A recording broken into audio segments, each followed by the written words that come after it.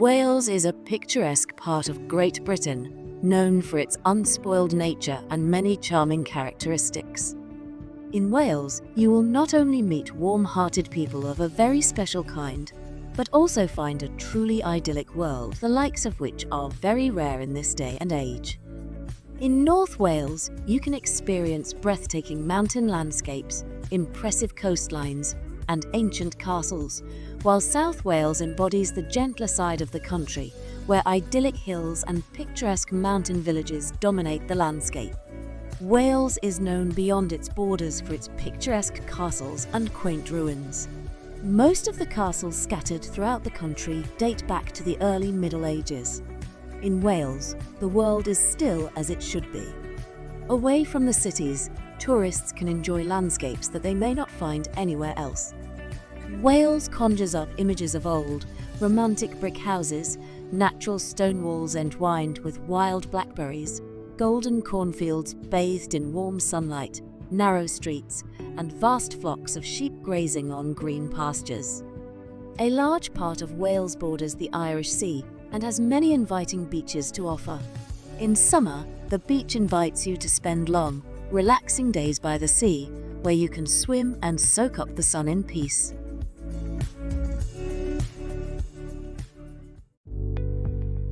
If you like this video, please support the Travel Owl channel with a like, a comment, or a subscription. Thank you.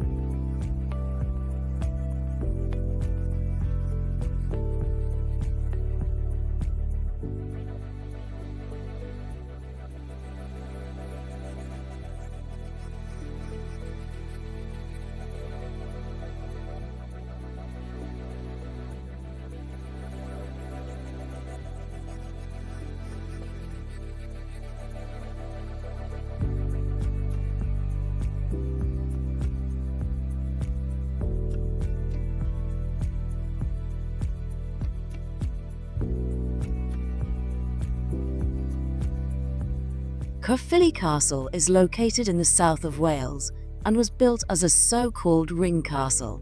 The castle was built between 1268 and 1271 by Gilbert de Clare, who was considered the third Earl of Gloucester. The reason for its construction was a dispute with the Prince of Wales, Llywelyn ap Gruffydd.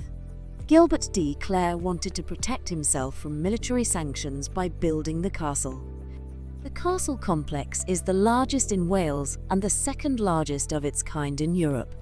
The castle is currently in excellent condition, thanks to renovation work carried out in 1950.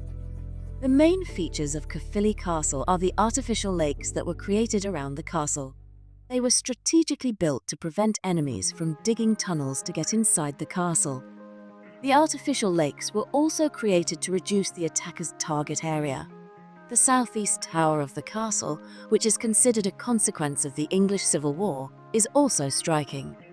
The tower is 20 meters high and leans 3 meters to one side. This phenomenon can be attributed to the parliamentary forces that bombarded the castle in 1648, causing the ground to sink. Although the castle was repaired repeatedly, the complex fell into disrepair. The gatehouse on the east side, which was formerly used as a prison, was particularly affected.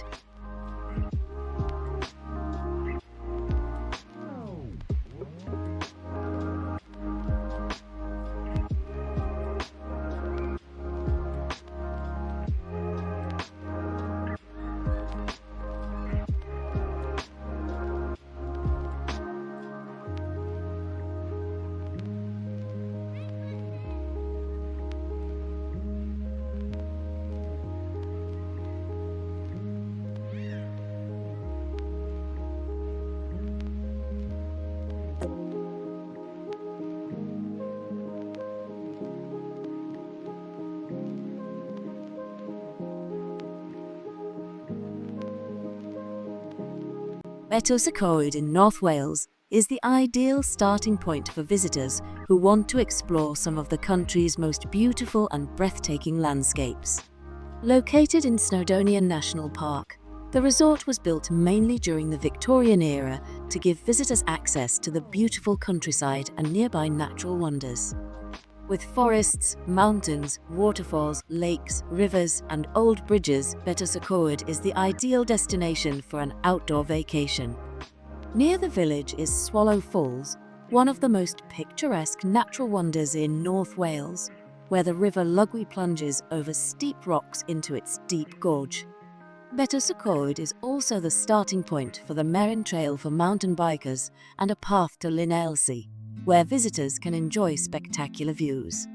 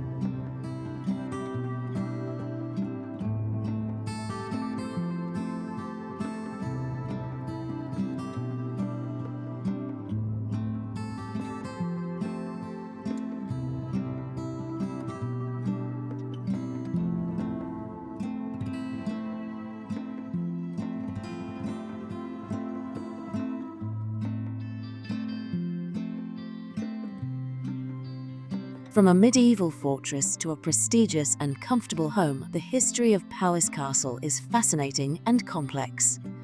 The castle was built around 1200 as a fortress for the Welsh princes of Powys. Despite constant threats from their neighbours Gwynedd and England, they ruled their kingdom independently and successfully. In 1587, Powis Castle was sold to a Welsh gentleman, Sir Edward Herbert, the second son of the Earl of Pembroke.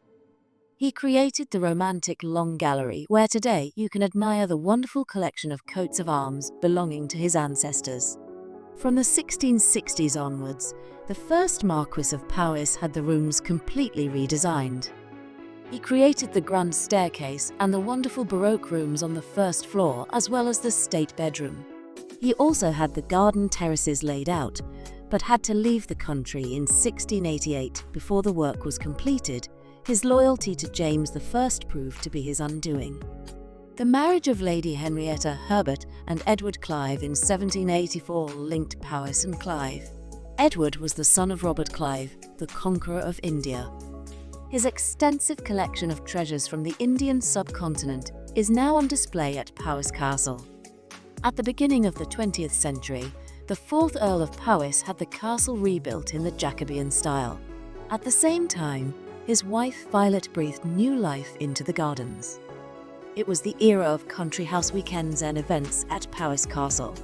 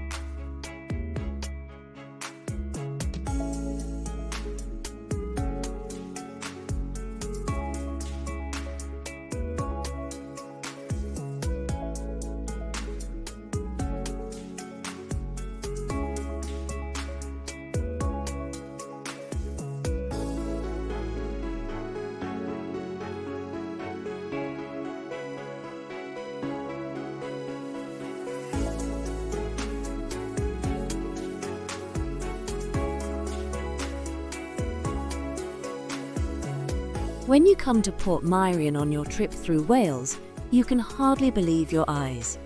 Colourful, Mediterranean-inspired houses nestle against the hills above Porthmadog Bay. The village looks like a colourful jumble, playful, and at the same time extremely aesthetic. There is beauty everywhere you look, and a walk through Portmeirion is like recharging your batteries. But how can this be? A place that looks like something out of a Mediterranean dream sequence, with Baroque facades, bold colours, elegantly curved domes, and enchanting walkways in enchanted, blooming gardens, and all this in North Wales. Behind it all is a true eccentric, Bertram Clough Williams Ellis. Portmeirion is a fantasy come true, a place built solely for the sake of beauty and the personal pleasure of its creator. He dreamed of creating a nostalgic island for lovers of beauty. Unhappy with the shift towards practicality and functionality, Williams Ellis wanted to create a place that had no other purpose than beauty itself. The place, which in its romantic neglect seemed tailor-made for his project, was then still called Aberystwyth, which means cold bay in Welsh. This was certainly not a suitable name for a place for lovers of beauty, so Williams Ellis decided on Portmeirion. There is something wistful about this name, a sense of longing and homesickness at the same time, vague and open to interpretation by each individual.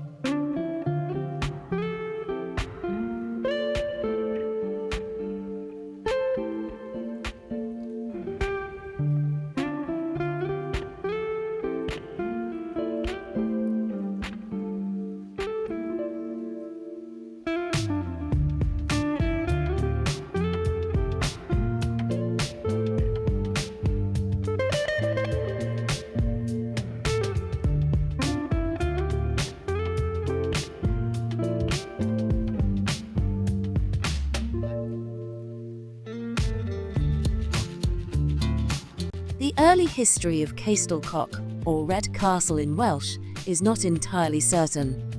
Originally, a motte was built in the 11th century by Norman conquerors to secure strategic control over the Taff Valley.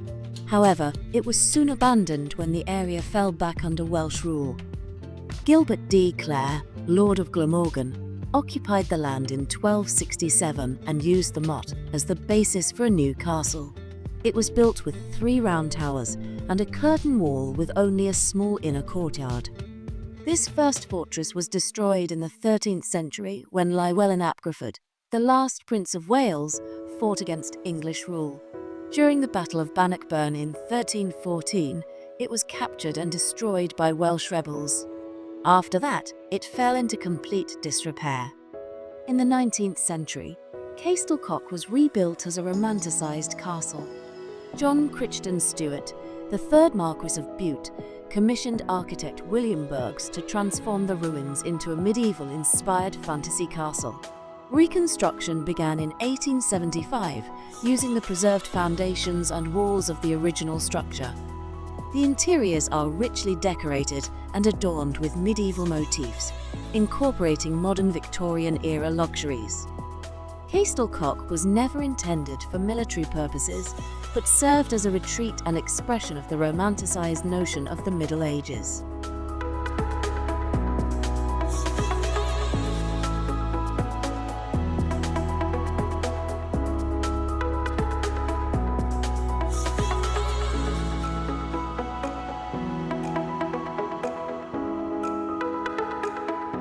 Pembroke Castle, built in 1093 by the Norman Roger de Montgomery, is located in Pembrokshire near Pembroke.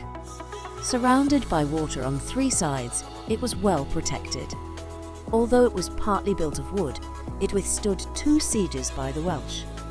About 100 years later, William Marshal, Earl of Pembroke, built the massive main tower, over 22 metres high, with its stone dome, turning the castle into a strong stone fortress. At the beginning of the 12th century, the town of Pembroke was built by King Henry II and surrounded by a town wall. In 1172, Henry II and Richard de Clare embarked here to conquer Ireland. Henry Tudor, later Henry VII, was also born in the castle.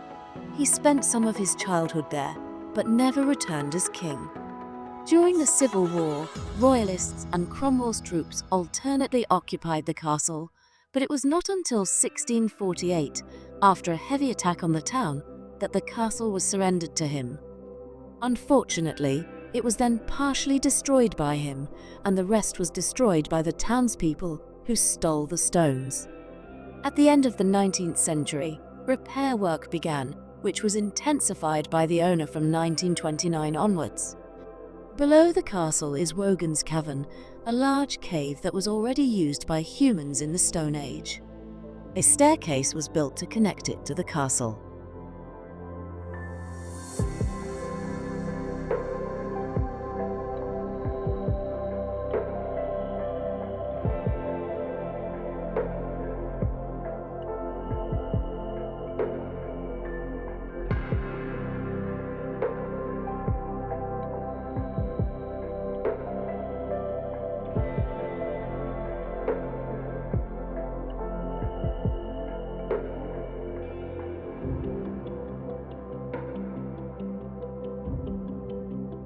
Blaenavon used to depend largely on the coal industry, and the global economic crisis of the 1920s and 1930s, as well as a sustained decline in production after the war, had a devastating effect on the town. Today, however, after the town was recognised as a UNESCO World Heritage Site at the turn of the millennium, the tide has turned completely. The main attractions today are the 18th century smelting furnaces of the former ironworks and the Big Pit National Coal Museum just outside the town. The landscape, once dominated by mines, coal pits and railway lines, has been completely regenerated and now boasts a rich variety of flora and fauna.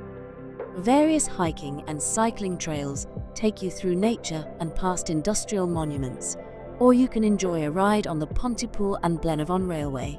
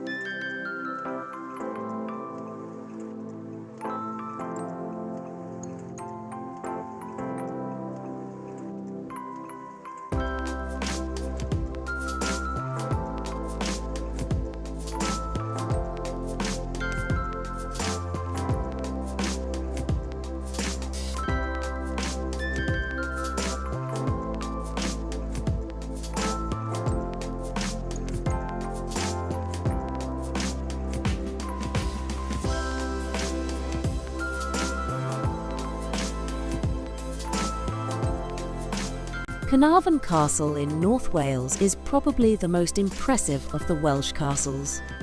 They all have a fascinating air of tragedy about them. Although they are located in Wales, they never served the Welsh people to defend their own country. Instead, the English used them as a bulwark against the Celts, who had retreated here to the far west of Britain. For centuries, the Welsh put up brave resistance against the Norman conquerors. Then, in the 13th century, King Edward I launched an offensive, striking directly at the heart of the Celtic retreat. He had 3 so-called Zwingburgen fortified castles built directly on the English-Welsh border, the most important of which is located in Conwy in the north, and expanded his power in Gwynedd in the north of Wales, with further castles inland.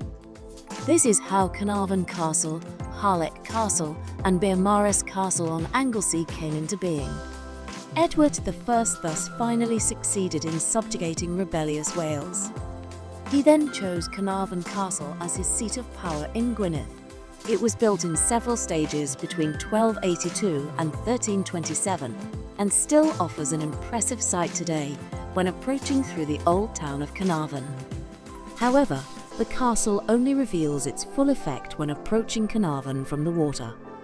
This mighty stone bastion towers directly above the harbour and still looks as proud today as it did almost 800 years ago.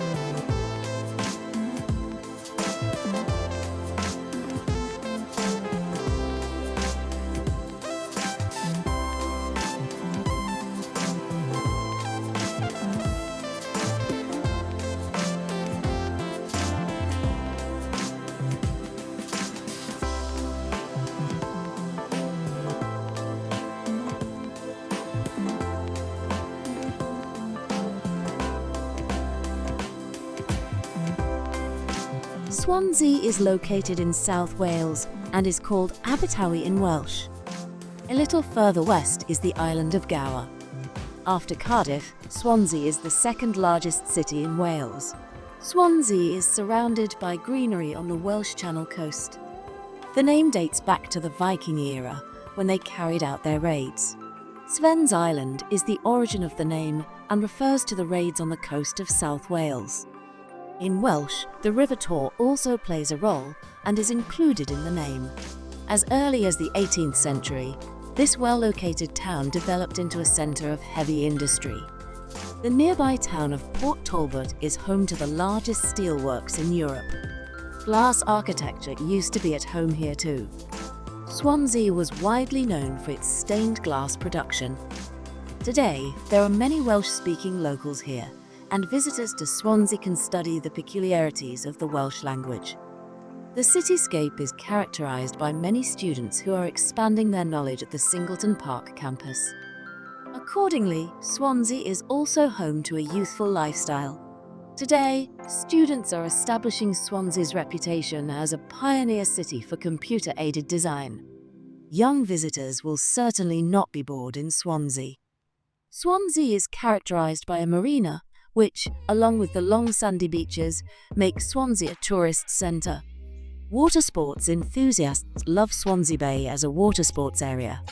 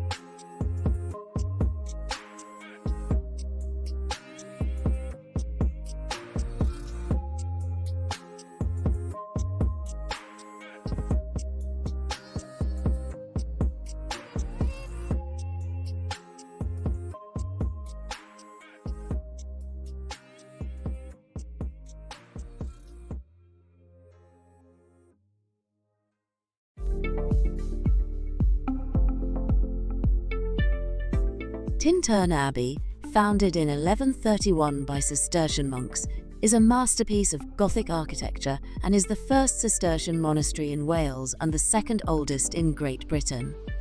Like many other British monasteries, it was dissolved by Henry VIII in 1536.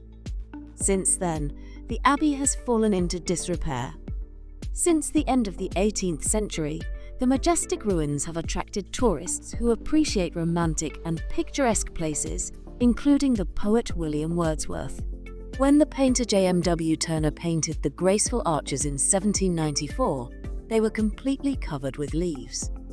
Today, however, they are carefully protected and can be admired in all their glory. Tintern Abbey was a place of prosperity and wealth, which was also reflected in the architecture of the abbey. However, little remains of the original buildings from the early 12th century, as the structure was repeatedly altered and expanded over the centuries. This also suggests that the monastery had considerable financial resources at its disposal. Today, when you walk through the ruins of Tintern Abbey, you see mainly remains from the late 13th century, an era that can probably be considered the abbey's heyday.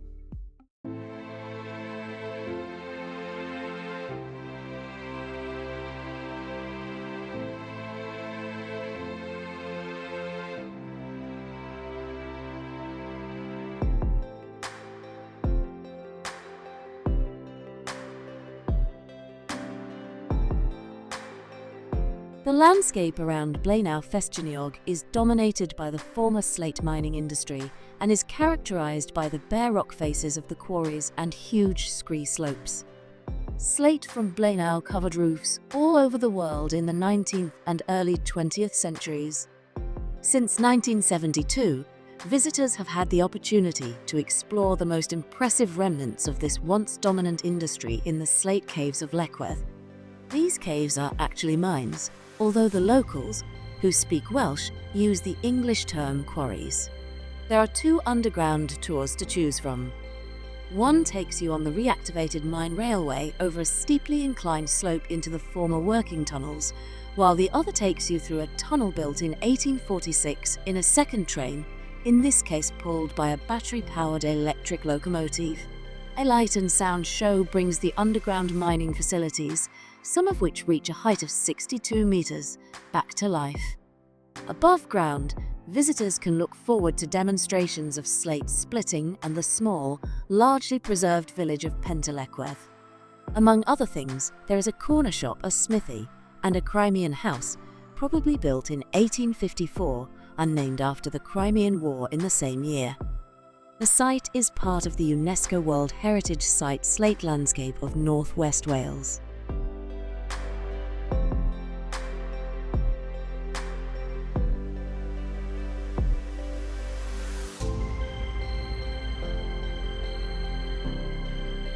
This wonderful national park on the coast of Wales is surrounded by an ecologically unique landscape. Pembrokshire Coast Park is the only national park in the UK that is predominantly characterised by spectacular coastline. The Pembrokshire Coast Path has been voted one of the best walking trails in the world. It passes 80 beaches, most of which are award-winning. It offers year-round opportunities to discover the flora and fauna as the seasons change. The national park is one of only 3 marine nature reserves in the UK. The cliffs on Skomer Island are famous for their colourful puffins and gannet and black-billed shearwater colonies. Pirates and smugglers once made the waters around Pembrokeshire unsafe. Thousands of shipwrecks lie on the seabed off the coast. One of the most feared and famous pirates who once sailed the seas was Bartholomew Black Bart Roberts. He was born in Little Newcastle, a few kilometres from the coast. The park has a good public transport network. The buses connect the beaches, villages and towns along the coast.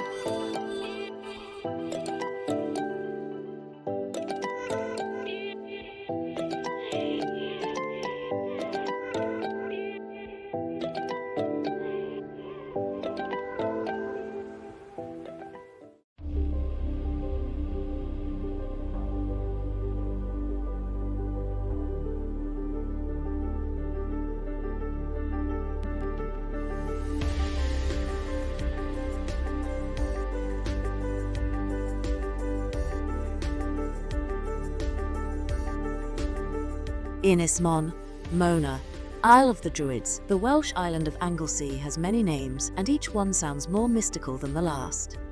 Hardly any other place in North Wales is as surrounded by myths and legends as the island of Anglesey, which is separated from the Welsh mainland by the Menai Strait. One thinks of Avalon when one hears of Anglesey, the legendary otherworldly island of the Celts, the paradisiacal island of apples. And Anglesey is also richly blessed with the fruits of nature, and for centuries was regarded as the granary of Wales, earning it the name Mam Cymru, Mother of Wales. For centuries, it served as a retreat for the Celtic Druids. Here they had their sanctuaries, their groves and their centre of power.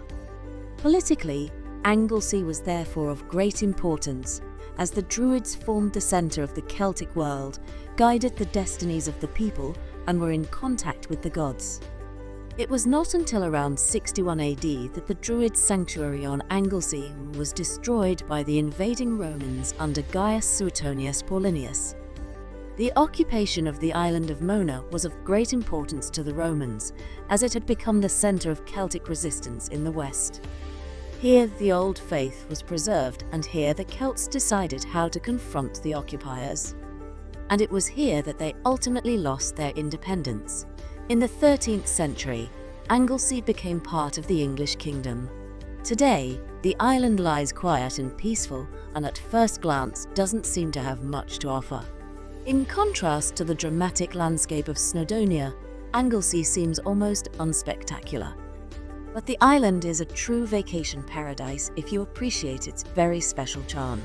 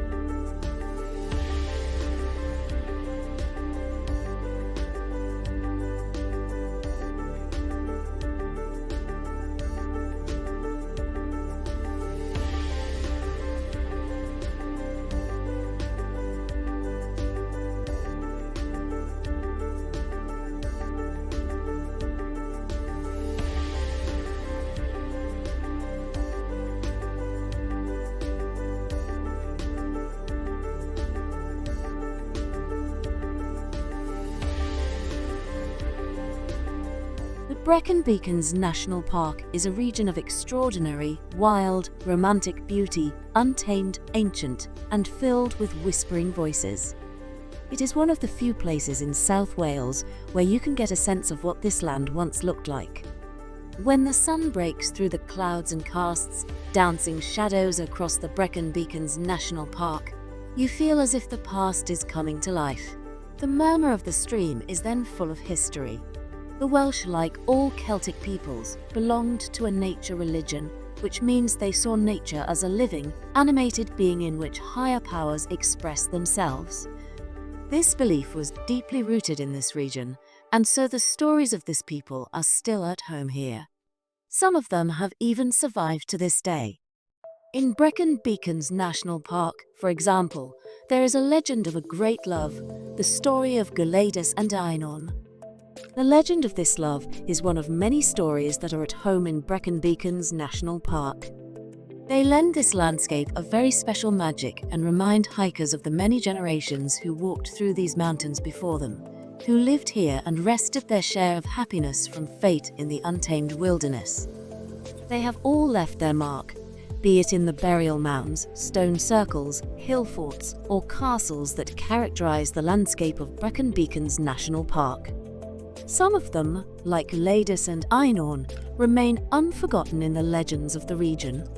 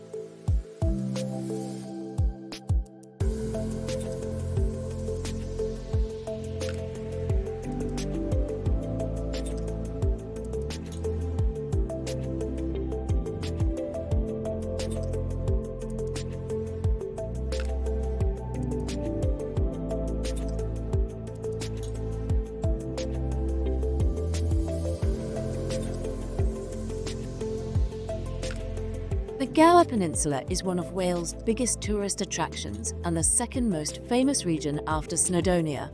It was the first area in the British Isles to be awarded the title Area of Outstanding Natural Beauty in 1956. The peninsula, which covers over 100 square kilometres, is famous for its magnificent coastline. It is very popular with hikers, other nature lovers, and surfers. The interior consists mainly of farmland and public open spaces. The peninsula belongs to the municipality of Swansea, which borders it directly to the east. There are only small villages on the peninsula itself. The south coast consists of a multitude of narrow, rocky, or sandy bays such as Langland, Caswell, and Three Cliffs. The peninsula is bordered by Swansea to the east and the Lower Estuary to the north. The northwestern region of the coast is known for its mussel beds at Penclawdd. Gower is a preferred place of residence for retirees and wealthy individuals, as well as a popular vacation destination. Economically, the region is dominated by agriculture, but tourism is playing an increasingly important role in the lives of the inhabitants. Nevertheless, most residents work in nearby Swansea.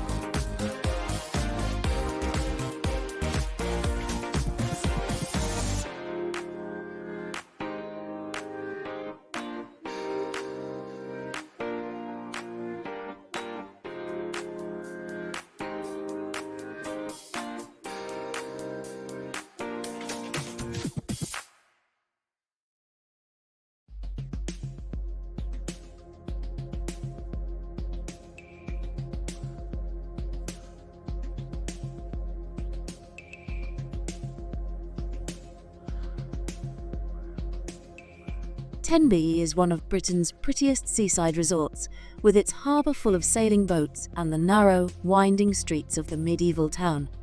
Its originality and charm rival places such as Mevagissey and Portmeirion in Cornwall.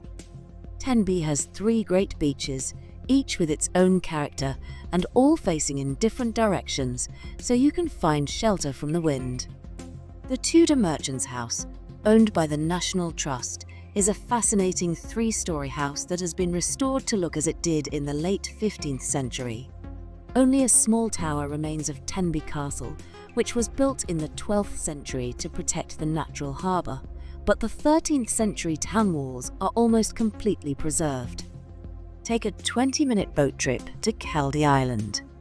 This holy island is owned and run by a community of Cistercian monks. It is open to the public from Easter to the end of October, closed on Sundays. Priory Beach is a pristine sandy beach and perfect for families.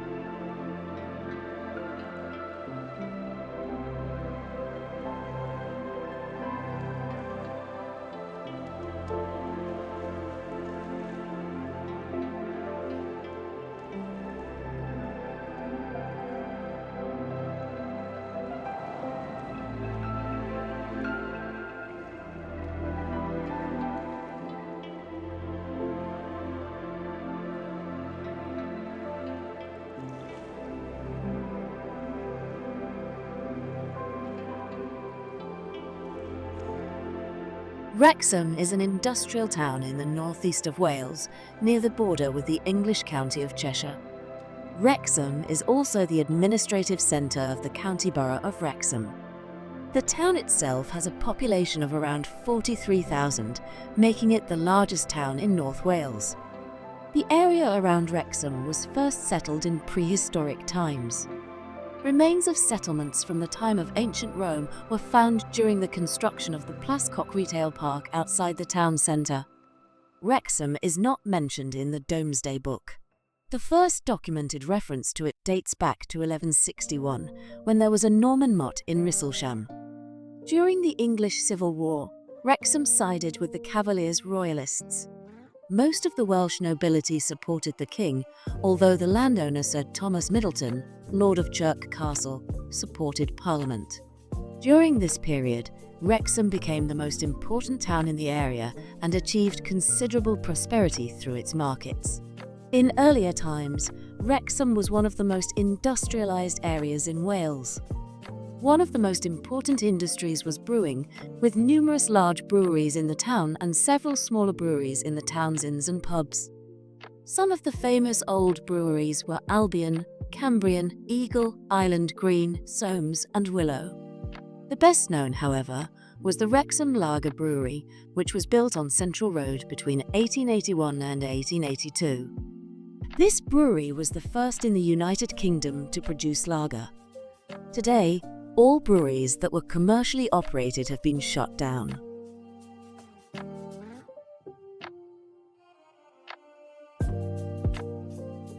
Originally built as a fortress to protect against the Welsh, the former castle was converted into an imposing manor house. A castle called Chirk Castle is first mentioned around 1157, built by King Henry II of England. It is not until over 100 years later, around 1282, after the conquest of Wales, that Chirk Castle is mentioned again. The southern territories of the Kingdom of Powis were renamed Chirkland, and King Edward I granted the barony to his follower Roger Mortimer, who was henceforth known as Roger Mortimer of Chirk. Mortimer became the first Earl of March and one of the Marcher Lords, whose task was to defend the borderlands between Wales and England. Around 1295, Mortimer begins construction of a castle and becomes the centre of his rule as Marcher Lord of Chirkland. The royal architect James of St. George, who also designed Conwy Castle and Caernarfon Castle, among others, is commissioned to build the medieval castle. Over the decades and centuries, the castle changed hands several times and underwent a number of alterations. Around 1595, the castle was purchased for £5,000, which is equivalent to approximately £11 million today, by one of the founders of the East India Company, Sir Thomas Middleton. Under Middleton, the medieval castle was slowly converted into a mansion. In 1978, Chirk Castle was finally handed over to National Trust and is now open to the public.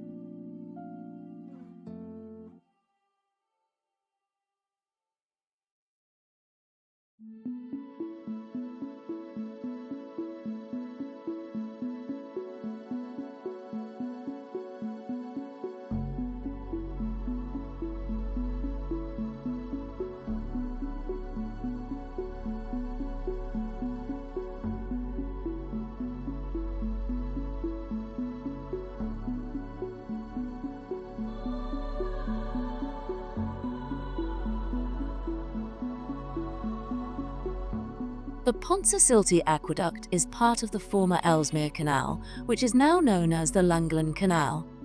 The aqueduct spans the Dee riverbed at a height of 38 metres and is 308 metres long.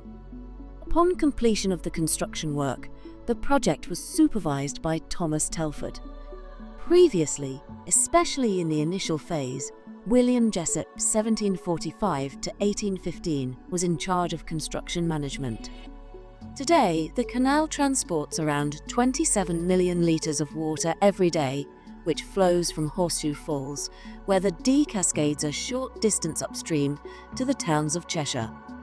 The aqueduct attracts crowds of visitors.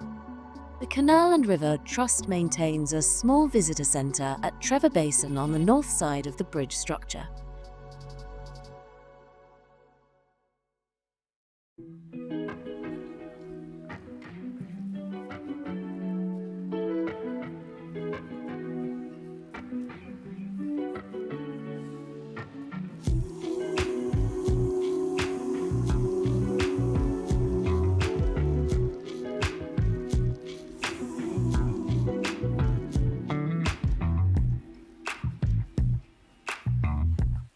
Aberystwyth means mouth of the River Istwyth. However, the small town is affectionately known locally as Aber. It is located in the middle of the wild west coast of Ceredigion and is an excellent destination for a short break. Aberystwyth is one of the largest towns in mid-Wales and is home to Aberystwyth University and the Aberystwyth Arts Centre. Aberystwyth town centre stretches across a variety of interesting streets. The street names and architecture reflect the history and growth of the town since the Middle Ages. You can expect to hear many people speaking Welsh in everyday life. Much of the town centre is easily accessible from the train station and the parking lots at the shopping centres. Aberystwyth has a lot of independent shops, so if you're looking for souvenirs, it's best to bring an empty suitcase. When visiting Aberystwyth, it's almost impossible not to pass by the long Victorian promenade, whether you're out for a walk, a jog, or just to pause for a moment and enjoy the beautiful view of the sea. You can also enjoy these views from the pier, the oldest in Wales, built in 1864. However, the view from the 130-metre-high Constitution Hill at the northern end of the beach promenade is unbeatable.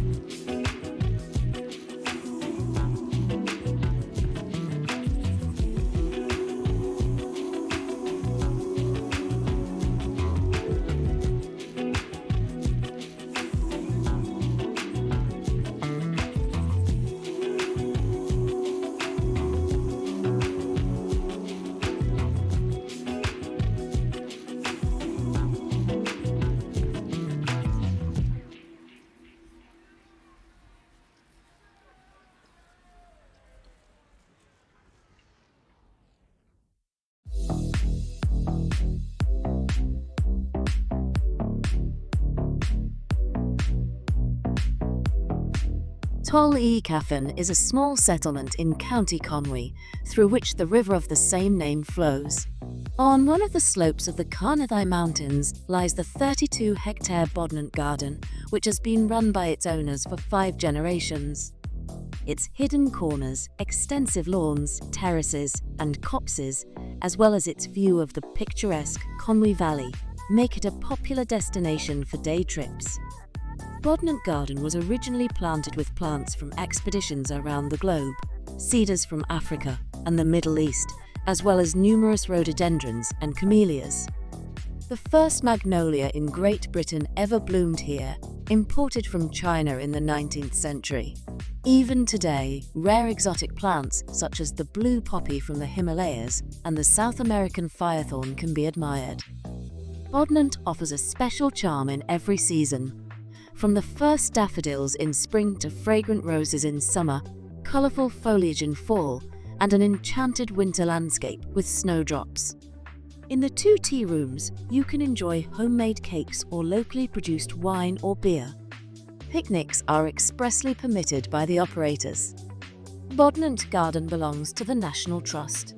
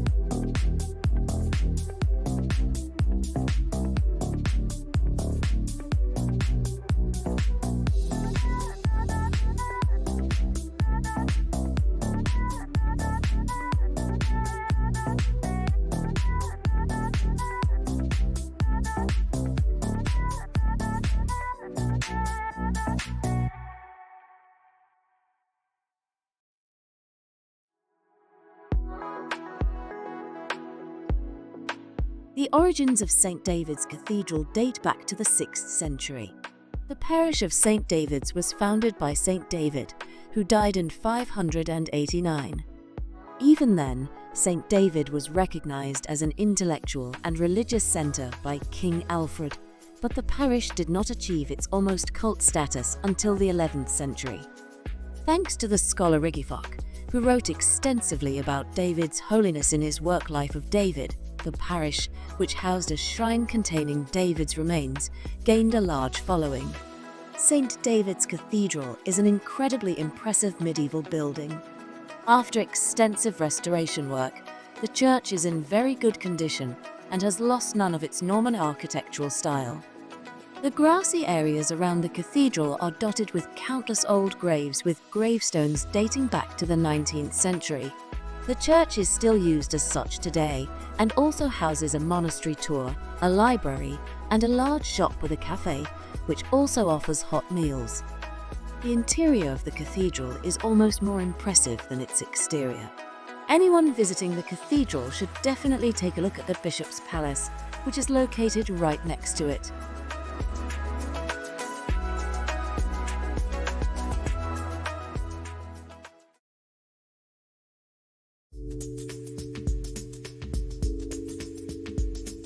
Once a year, the seaside resort of LLandudno in North Wales is thrown into a state of excitement.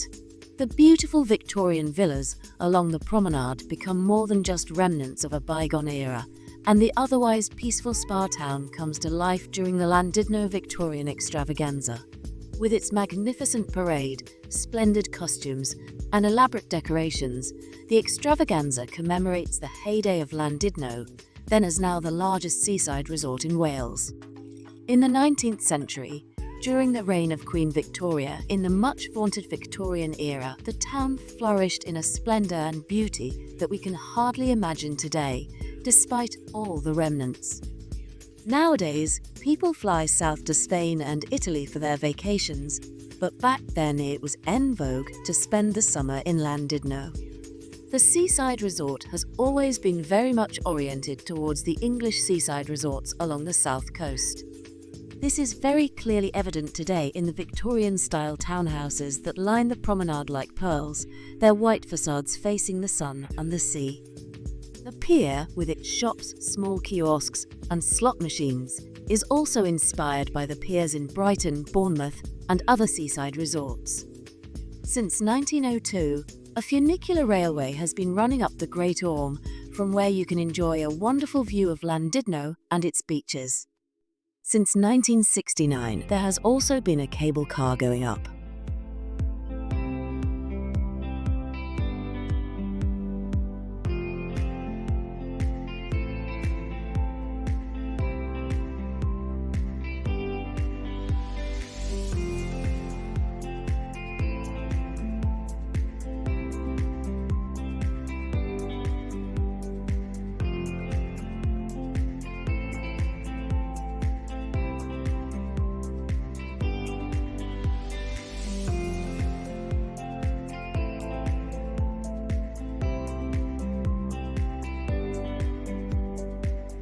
Wales is a land rich in water, and Pistyll Rhaeadr waterfall shows off its wild side.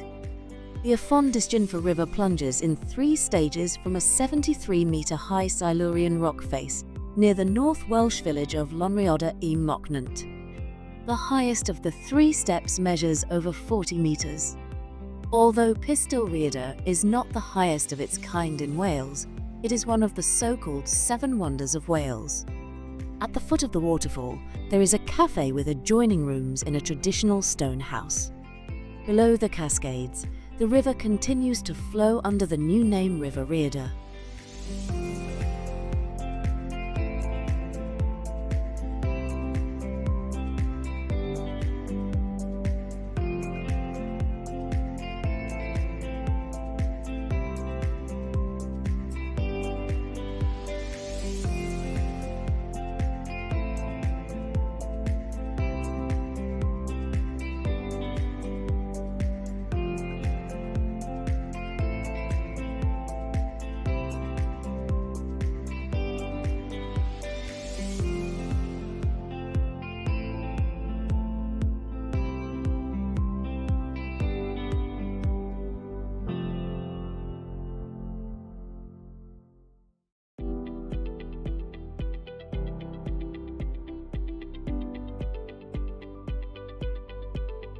Snowdonia National Park in northwestern Wales covers an area of around 2,170 square kilometres and offers breathtaking scenery of rugged mountains, wide valleys, and picturesque lakes.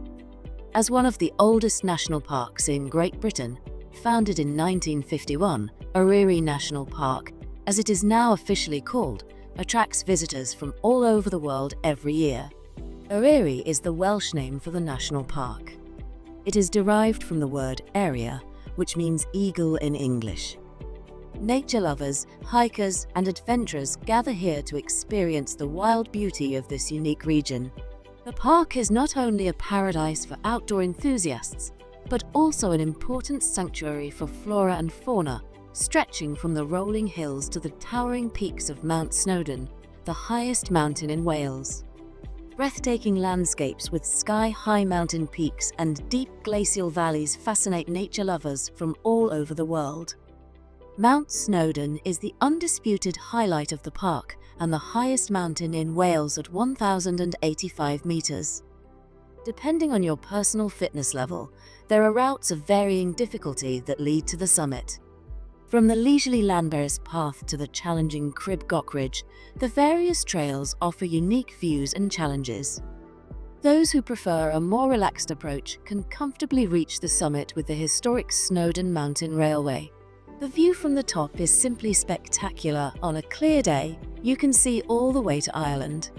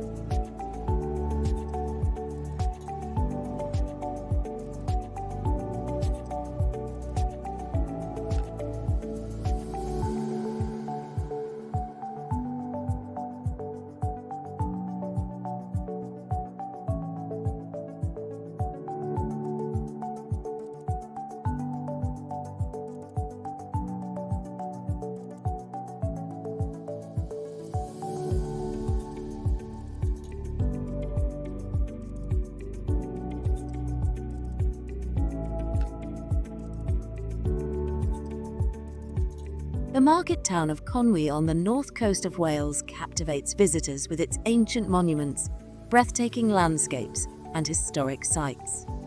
Small but beautiful. Even though Conwy City is not particularly large, with a population of around 14,000, it still offers a variety of attractions that make it a must-see destination on your next trip to Wales. Conwy Castle was built by the English monarch Edward I between 1283 and 1289 as one of his most important North Welsh fortresses. Compared to other large Edwardian buildings, the castle's design is relatively simple, which is due to the location of the building. The massive structure exudes military power and seems to spring from the rock on which it was built. The 8 huge round towers give Conwy Castle, a UNESCO World Heritage Site, an intimidating presence that has not been lost over time. The battlements offer spectacular views of the sea and the surrounding mountains. Conwy's second medieval gem is the city wall. The wall, which is over 400 meters long and guarded by no fewer than 22 towers, is one of the most beautiful in the world. Not far from the castle is Key House, the smallest house in Wales.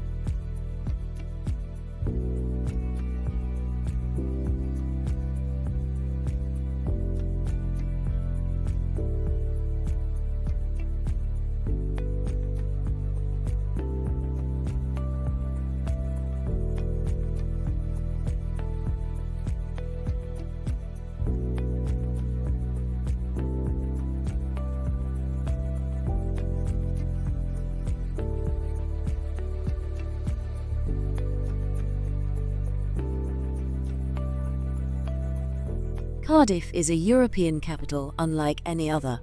It is not particularly large. You can walk everywhere in about 15 minutes, nor is it particularly significant from a historical perspective, nor is it blessed with world-famous sights. And yet you simply have to like Cardiff. The Welsh accept the city for what it is, a city with a very good infrastructure, which is why it was designated the capital of Wales, Prifddinas Cymru in Welsh, in 1955.